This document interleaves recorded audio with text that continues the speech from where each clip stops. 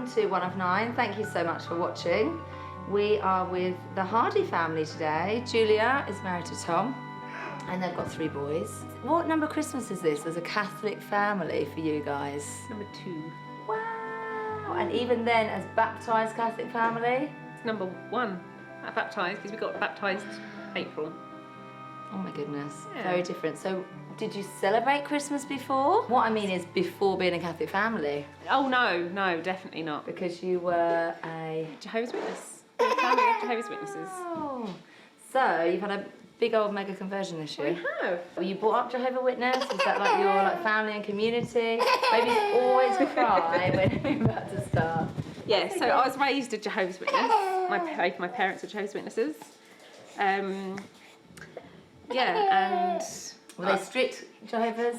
Yeah, they were quite strict. The faith itself is quite strict. I believed it was 100% the truth, the true religion. And it's hard, but then, you know, it's meant to be hard, isn't it? Yeah. When you're true faith. Nice. So, yeah, I was happily going along and doing Yeah. everything. Met Tom, was he Jehovah? So he wasn't. We met at work and I didn't actually like him very much. So, and he'd be like, ask me a question, any question. And I was like, well, do you believe in God? Being a Jehovah's Witness, so it was all about preaching the truth to people. And would you have used the word God or do you always use Jehovah? I believe, when I'm initially talking to someone, I'd use the word God. He was like, oh, I don't know, ask me a different one. I was like, no, come on. And he was like, I don't know. So I just thought, I've got 20 minutes of this shift left, and just spoke about God for the whole time, about how life and scientists can reproduce a tree, make it a hybrid, but they can't actually produce a seed. And that was it. He was just like, yeah, and he sat there and listened for 20 minutes. It's the only time he's done that in the marriage. He was just listening, and then that was it. He went away and he bought a Bible. He texted me and said, hey, I bought a Bible. I was like, wow. Then he started coming to meetings. 9 months later, he got baptised. Wow. As a Jehovah's Witness. And then we started to like each other and we became friends. And then one day, I just said, oh, you know, would you marry me? And he said, yeah. And I said, right, okay. You asked me to marry you. So he said, okay. And we got married 3 months later. Wow. So you officially caught him before then? Not really, for like 2 weeks, until he got me a ring. And he's like, you asked me to marry you.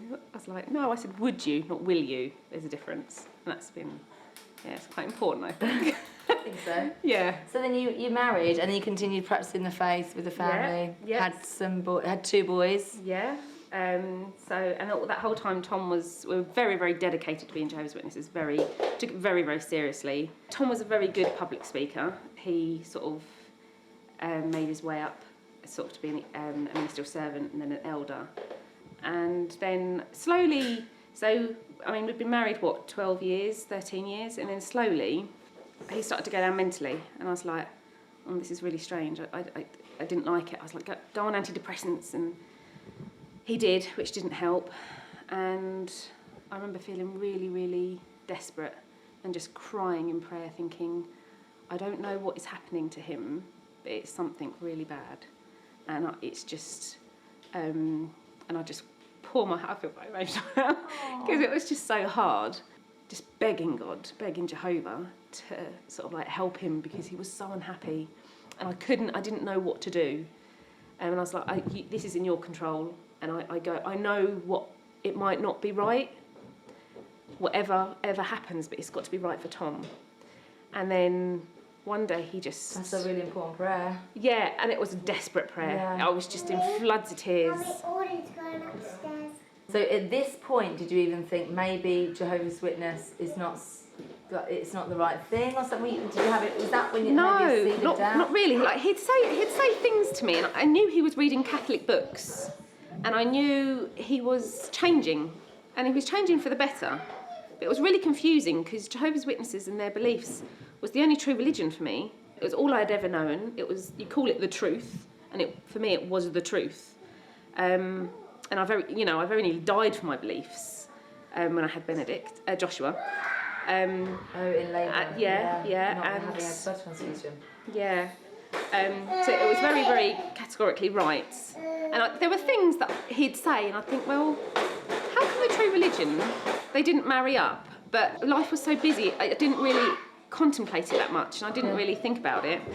Meanwhile, Tom was deeply thinking about it. And he was reading these Catholic books, and, he was, changing. He was saying things, and I was thinking, he was like, when you suffer, Julia, offer it up.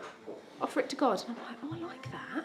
I really like that. And then the mental health Yeah. challenges, were they changing at this time? Yeah, so he just became unhappy. It's really hard to put your finger on it, and I couldn't turn to anyone because I knew maybe deep down I knew he was questioning the faith. As an elder, as a respected, he'd give talks in front of 1,000, 2,000, 3,000 people. He was very good at what he did. He was very good as an elder, and people really liked him. He was very well known. Prayer was just my stronghold. I remember just crying when I was driving, crying at home, thinking, not knowing, just having to leave it with God and just say, or leave it with Jehovah at the time.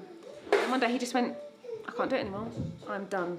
I cannot be a Jehovah's Witness anymore. I'm done. How many years ago was this? So this was just over 2 years, just September gone. So who did you write a letter to? So the body of elders, the congregation, and just said, look, I'm no longer can be an elder anymore.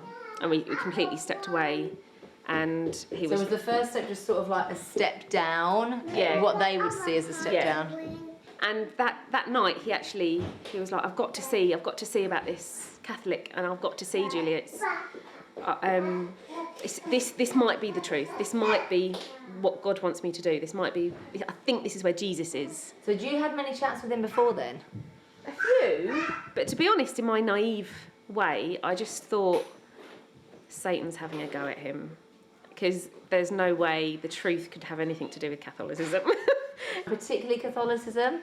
Yeah, particularly Catholicism, because Jehovah's Witnesses are the truth. They're the one true religion that God has chosen them to be the truth. There's lots of other things which I won't go into, but all other religion Particularly isn't. Catholic was against... Which are not part of the true religion, and they are sort of controlled by Satan, if you like. Yeah. So I really thought Satan was having a go at him, and he was testing his faith. And that if I trusted in God, that it would go away. And he went to Mass, and I just remember bawling my eyes out, just thinking... You knew he'd gone? Yeah, I knew. I watched him get in the car, and it was like this ultimate act of betrayal, which sounds really dramatic, but when I was in such a devout Jehovah's Witness, to watch your husband that, was such a devout Jehovah's Witness as well, go to Mass, and you're like, there was something so wrong. And you're at home with your two boys? Yeah, and he came back and he was like, that's where Jesus is. When the bell goes, that's where Jesus is. And I was just like, no, you're wrong. This is a phase, it's a complete phase. This is going to go away. It's a phase. Let's just get this out of your system. And just kept praying the whole time. But as more time that went on, I could see Tom was becoming a better person, and the religion was pulling me into itself more to protect me from my husband, the Jehovah's Witnesses. Yeah, okay. So like your community? Yeah. So they knew what was going on? No, we sort of, because I believed it was a bit of a breakdown from Tom. I was just like, well, he's having a really hard time mentally. Which he was, as you can imagine, being in one religion, but really your heart being in another. And then he was like, come and see this father with us. We chose a father. We chose a priest. That was out of culture, so nobody knew. Nobody knew. Which was Father Price from Chelsea.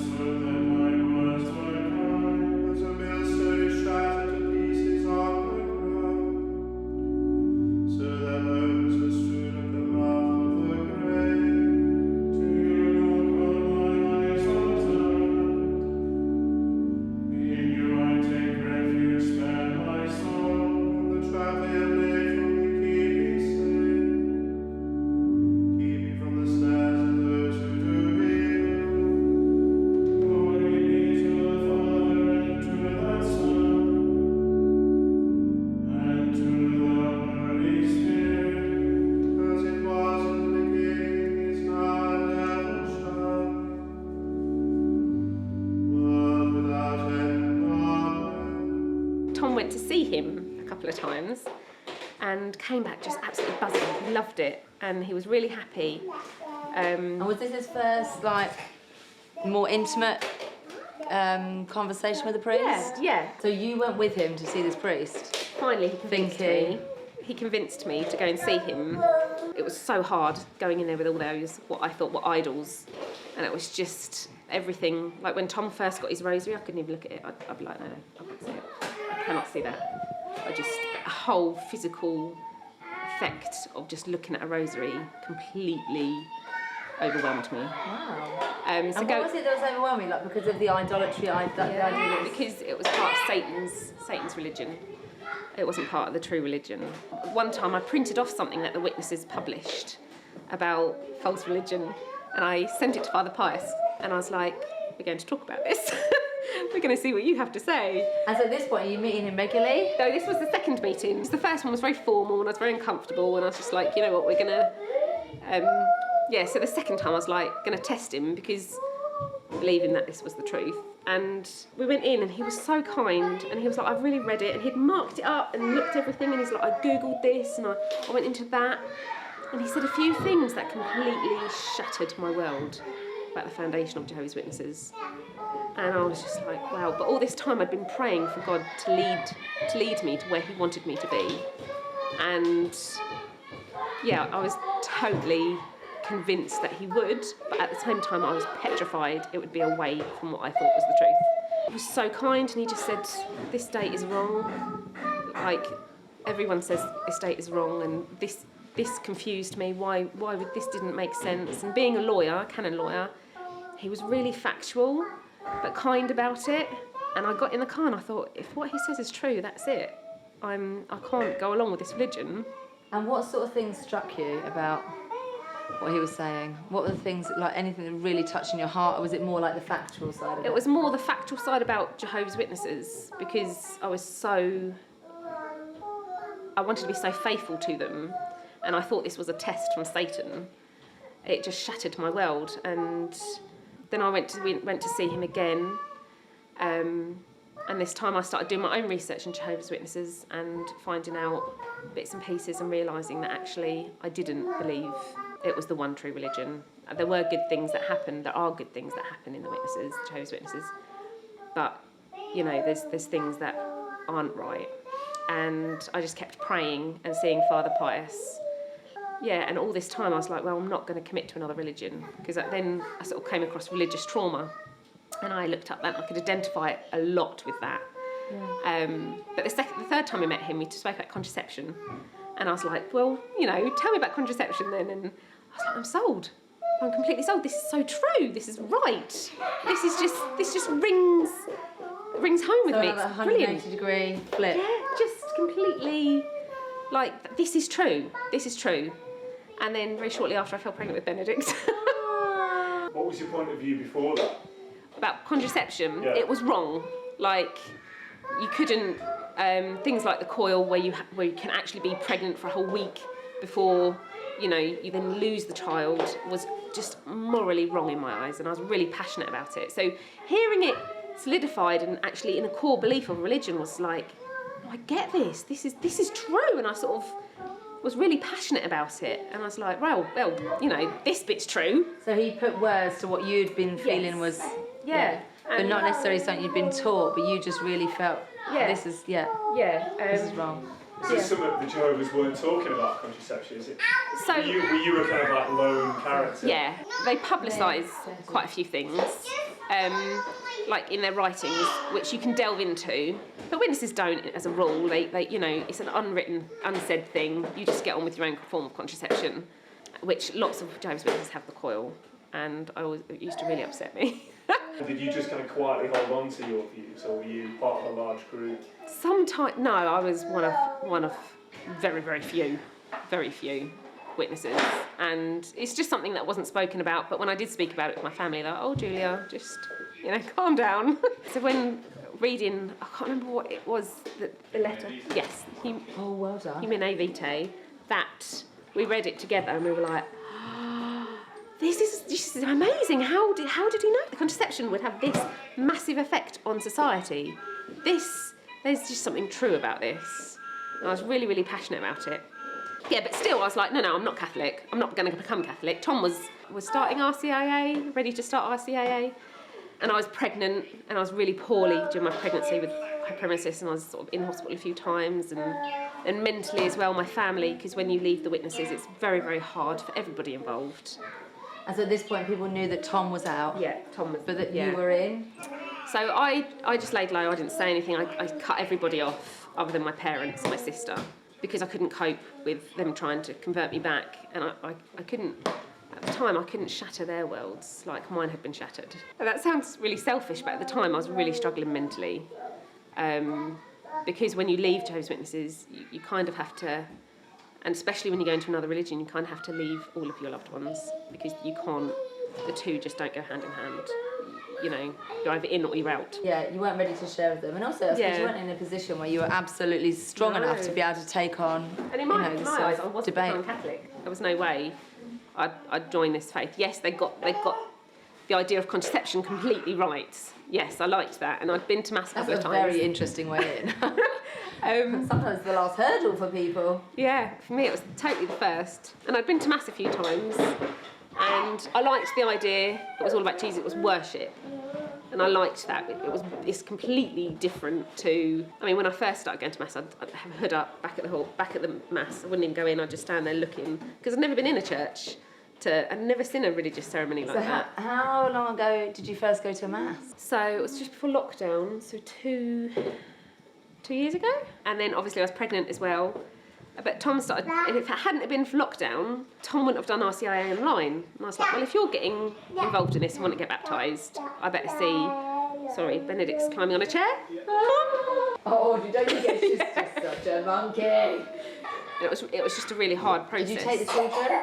No. I mean, I can't remember if Tom did, but it was so hard for me. I was like, no, our children aren't being brought up Catholic, because, I mean, I've just left this religion because I don't believe in the fundamentals. I'm not rushing into another one. I'm not going to become Catholic because of, you know, all the awful things they've done, which I gradually spoke through with Father Pius. He was so patient and he was so kind. We're such fans of Father Pius because he is just brilliant. I think he was a God-given gift for us, and it was so random. You Googled him? We Googled him, and all the chances, like, just wanted a priest out of town. Yeah, and it was him, and he's my spiritual director now, and he's so awesome because he'll just say it how it is. And yeah, coming from my background, I kind of look to be told, but because I think of his background being a canon lawyer, he'll say, well, this is right and wrong. These are the in-betweens. You know, it's up to you. Where you go with it, which is exactly what I need. And Tom was doing RCIA online. And I was like, well, if you're doing this, then I might as well see what you're getting involved in. So you wouldn't have gone? No, never. If it was in real person? Never. Okay. I really wouldn't have. And being heavily pregnant, or had I just had Benedict, one of the two. So I was just looking, and I was like, oh, that's interesting. Oh, I get the Trinity. Oh, that's really interesting. I can see why they think that. And then there are a few things I really didn't understand, and I just had to pray about it and leave it with God and just sort of like say, I don't get that. And all this time I was so desperate for an authoritative religion to tell me how to worship and to tell me how to pray and to help me with life, because I was really suffering with the pain I was causing my parents, my sister. But at this point, were you praying? Oh, yeah. I'd just sob. I'd sit on the bed and just sob. And I just want some direction. But I couldn't trust another organisation. And were you still calling God Jehovah? It was lessening, because I could, like, one of the sessions I had with Father Pius was on that, you know, how the name Jehovah had served its purpose. Yeah, and it took a long time just sitting with things and thinking, right, well, what is true? Because there was many things like, if you set the truth free, it will defend itself. And that really resonated with me, and I was like, actually, that's So St. really Augustine? I can't remember. And then C.S. Lewis maybe used it again? Yes. Yeah.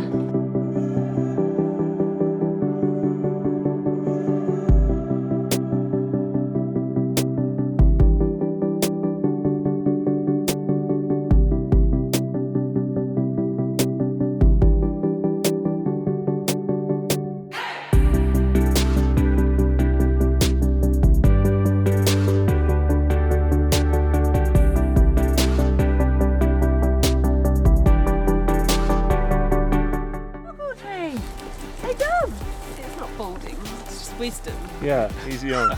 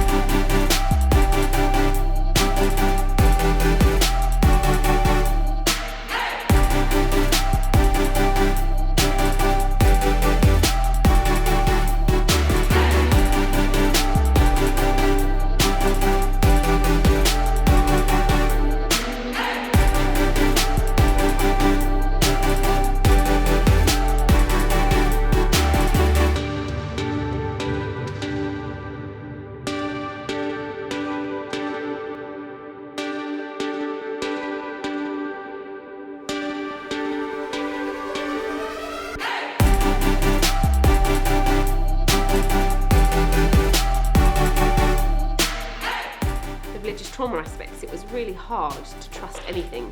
And the first thing was like, well, actually, I'm beginning to see that this is what Christ established. This is the oldest faith, and that Christ established this. That was like a huge thing because of believing my whole life that the witnesses were true. Lockdown was just brilliant because it gave me in time Tom to talk about things. And as a family, it took everyone else away and brought us as a family together. It is amazing to hear all the good things that came out of lockdown. Yeah, it's so sad for, you know, it being a pandemic and people losing things. But for us, it was just such a blessing. So a year and a half ago, you're still not going to be getting baptised. I remember talking to Father Pius on thing, and it was really upsetting me. And I watched him, Canons in Conversation on YouTube, and he said, if we're not actually baptised, because the church doesn't recognise Jehovah's Witnesses' baptisms, he said, if we're not baptised, then we're not children of God. And I was like, that's really upset me. That's really upset me because I see that, and I'm not technically baptised, because I'm not baptised in the name of the Father, Son, and Holy Spirit. It's something that just made me sob. And I remember speaking to him and saying, I can't get baptised because I just wouldn't have integrity.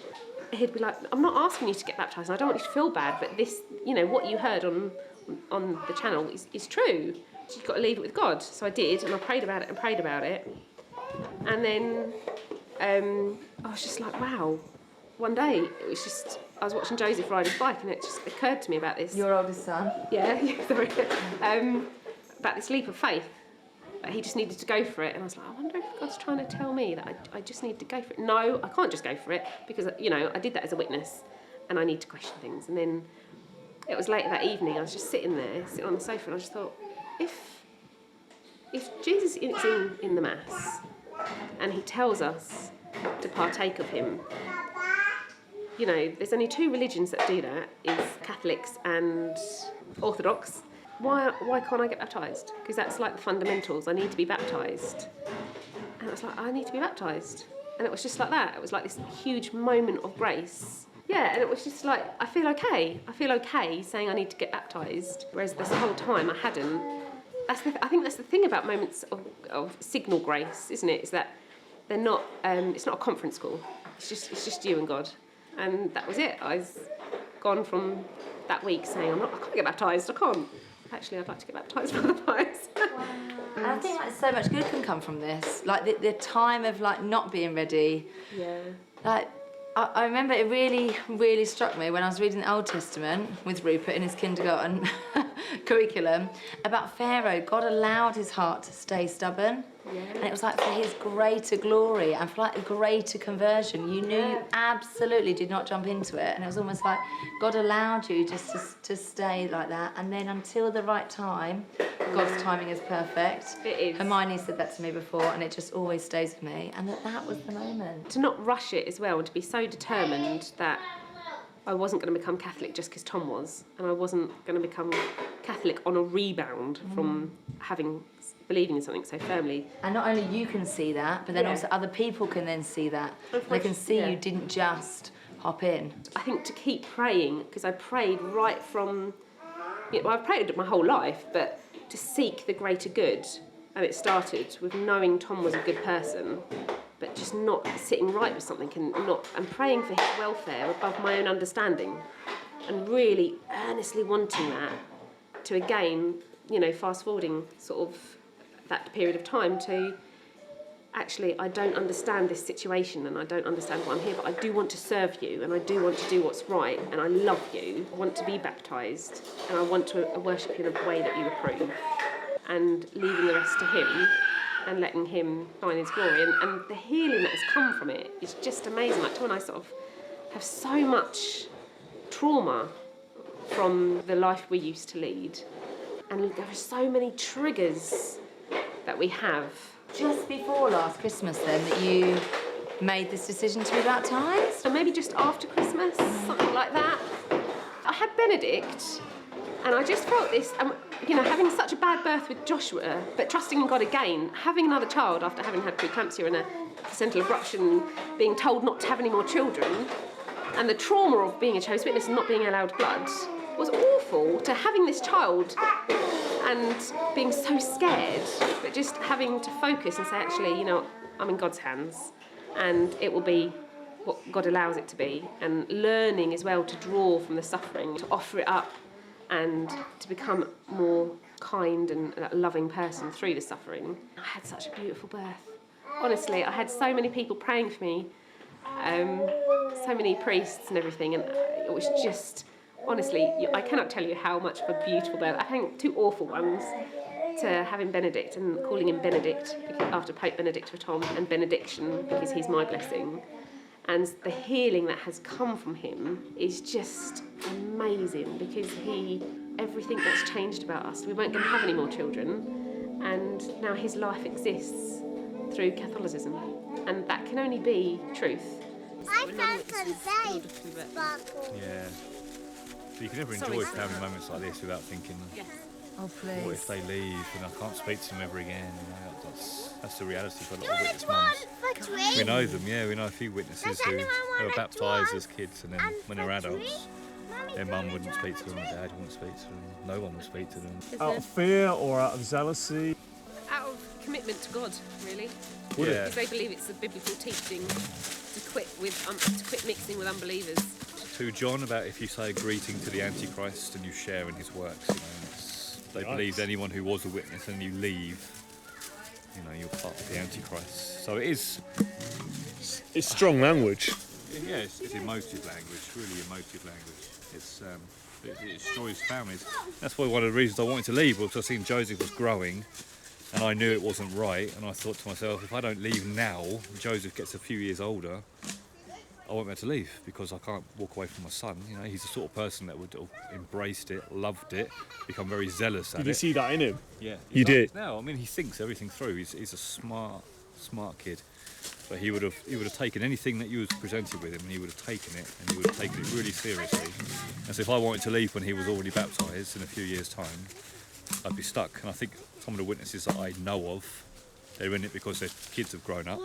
And now you can't leave because you say goodbye to your kids, So it was literally teaching things I knew weren't true, like teaching that everybody who isn't a witness worships the devil, either directly or indirectly, is the exact quote from one of their books. You either directly or indirectly worship the devil if you're not a witness. And I thought, that is just bonkers. If you're like Mother Teresa, Pope John Paul II, all these amazing people. You knew about them at the time? Yeah, everybody does, don't they, growing up? You know who Mother Teresa... when you knock on people's doors, you meet other Christians and you think, hey, I don't really believe you worship the devil, and it's so fundamentalist. I was stuck. Like, if I left, I didn't know what would happen with Julia. Would she leave me? Would we have this constant rift between us? You'd be fearful of talking about it with her for those reasons? Yeah, because she would react. What was that film, V for Vendetta? No, Equilibrium.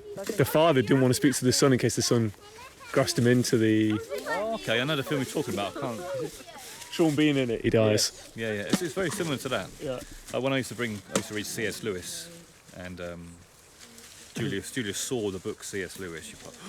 She kind of freak out and panic. It just didn't become worth it bringing any books home because she would just stress out about it. So things are flourishing now, and it was the right decision. But at the time, looking back, I didn't know what Julia was going to do. What am I going to do with my kids? I'm going to be an outcast. And Did you kind of know at the back of your mind, I'm seeing this through? I heard an illustration once about turn the volume down on the things that you don't like and turn the volume up on the things that you do like. But there's only so long that you can do that before you break, because I try and, when you get given a talk as a witness, I would change it so that I wouldn't have to say some of these horrendous things that they want you to say, like, everyone's going to die, people are going to be manure on the fields, from Zechariah. Seriously, some things are quite dark. The police are going to come, and the United Nations are going to shut down all religions, and everyone worships the devil apart from us, and you've got to leave your family, and all these things I was expected to say. Turn the volume down on it and try and turn the volume up on the things that I did like about Christ, about God, about the Bible, because there are things that we have in common, of course, but there's only so long you can do that before you snap. And you were at that point. Yeah, fast approaching. The thing that pushed me was Joseph's age, like he was getting older, and they were baptising children about 11 or 12, so he was 9, 8, 9. I thought in a few years' time he could be baptised, and I and my family is then sealed in. We are sealed because... It's hard to get out of it then. Yeah, you can't get out of it. Well, I could get out of it, but then he might go off and be a witness, and I could never speak to him ever again. He would shun me forever. You can go the other way round where you're charged. Yeah, exactly. Shuts you out. Shuts you out. And that's a constant fear a witness parent has. How come you got to Catholic? Because that's almost like one of the worst things. Is that right? Yeah, I learned that you can make the Bible, teaching this thing for so long, I learned that you can make the Bible say anything that you want. You take a verse from here, a verse from another book, a verse from another book, you sort of mix it all together and you come up with this doctrine. Anyone can do that. So there has to be an authority on the scriptures. And what came first, the church or the Bible? It was the church. And it was a council of the year 380 or something when they decided on what books go in the New Testament and what books don't, because there was a discussion. Some books like the Shepherd of Hermes, the Apocalypse of Peter, different Gospels, it was the church that decided this is what the New Testament is. So if anyone's going to have authority on what the Bible actually says, it's going to be them. So I didn't want to join a Protestant church, so that's why I went Catholicism. And the Eucharist, of course. The Eucharist first, I suppose. So I'd be interested to know, I know a lot of, well, I was brought up as a Catholic, and so I know what it's like little rebelling child and whatever, and then, and all the sweetness that comes as being a little faithful child. And then we're bringing our children up as Catholics, all from birth, like all cradle Catholics. What is it like, and what has it been like, introducing to the boys suddenly, oh, by the way, we're going to completely change our lives, guys. It was hard transition, because it wasn't only just completely changing the religious beliefs, it was them losing all their friends that they had previously. I lost all my friends basically. Yeah, you did. That was really hard. But whichever way it was going to happen, it was going to be painful. It was going to be painful for Julia's parents, it was going to be painful for the boys, it was going to be painful for us. This wasn't like an easy option for you. It really was almost like absolute last resort. Yeah, there was someone was going to get hurt, and so I just basically dragged them out. I could have done it better. Going back, I could have done it a lot better, but I was in a panic. I said, right, that's it. You're never going to the meeting ever again. I never really explained it properly, but I was just... Someone was going to get hurt. If I stayed, they were going to get hurt. If I left, they were going to get hurt. No matter what I was going to do, people were going to get hurt. That's the nature of the religion, is that you can't leave. Once you're in, you can't leave. Father Pius helped as well. He spent some time with Father Pius, and he was very gentle. Seeing how we left the witnesses and how especially Tom was treated by Jehovah's Witnesses really impacted Joseph. And he was just like, how can you treat someone you were so close to so differently, and all of a sudden, you can't look at him, you won't acknowledge him. And that really was like, well, that's not how Jesus would act around someone that had a difference of an opinion. And that sort of, as a child, stood out to him.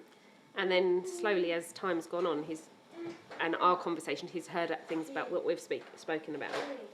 He's like, oh yeah, I get that. And he's really good at thinking, aren't you? And using your own brain.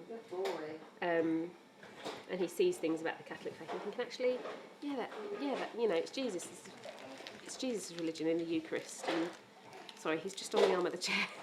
Joshua was probably a bit too young to even comprehend the change so much. And then things are changing at home. Like, did you pray as a family before?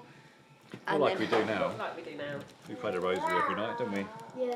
Or one lads. decade of the rosary every night. Every night. Yeah. Joshua knows the Apostles' Creed near enough, don't you? Yeah. Whoa. Yeah, so we pray a lot more together. We have more spiritual conversations together. Go to mass as a family. Whereas before, as a witness, I'd be given a talk. So Julia would have like the 2 kids, trying to keep them quiet, and I'd be given this 30-minute talk. So we were together as a family, but we were separate. Yeah. Whereas now we worship as a family, don't we? We're in the Yeah. same pew. We kneel together.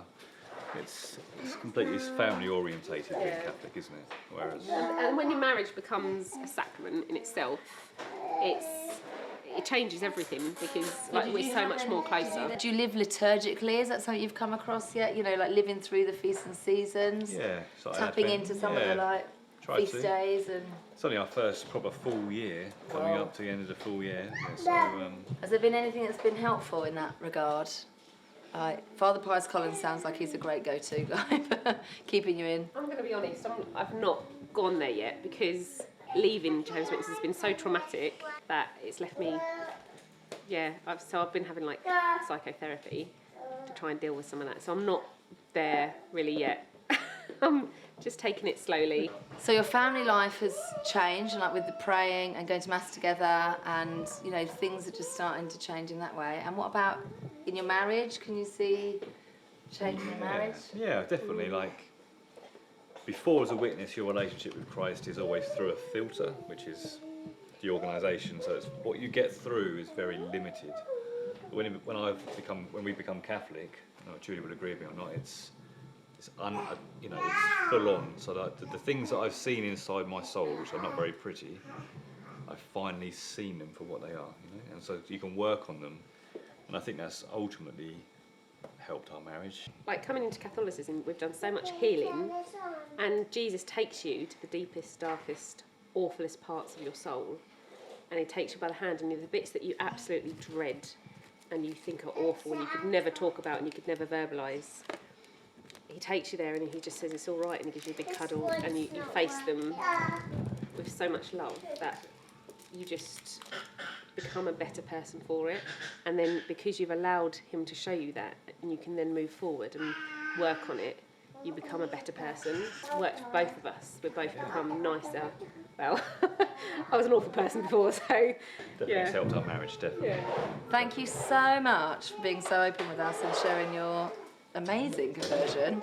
And I think like people who are watching, like pray for this lovely family who are new into the Catholic faith, and you've got like, do you feel like you've got a whole like journey ahead of you? I feel like we have. Yeah, absolutely. Yeah, I feel like I'm always learning. Like this year we're doing the Jessie tree for like Advent, and I've been a Catholic my whole entire life, and we're just like picking up on. There's always just like there's such a wealth of things to, and I think that's another lovely thing. I think with the children is getting into all of those lovely feasts and seasons. Like there's a lot. There's a lot to it, lot. You yeah. almost like need to sort of be like, well, at some point we can. Yeah, I think with the witnesses you can learn the religion in 6 months. You can learn it all in 6 months. But what I've known about Catholicism is so vastly deep. Thank you for watching. Do pray for this lovely family and pray for us in our little mission that we have going around the country and sharing these Catholic stories. God bless you.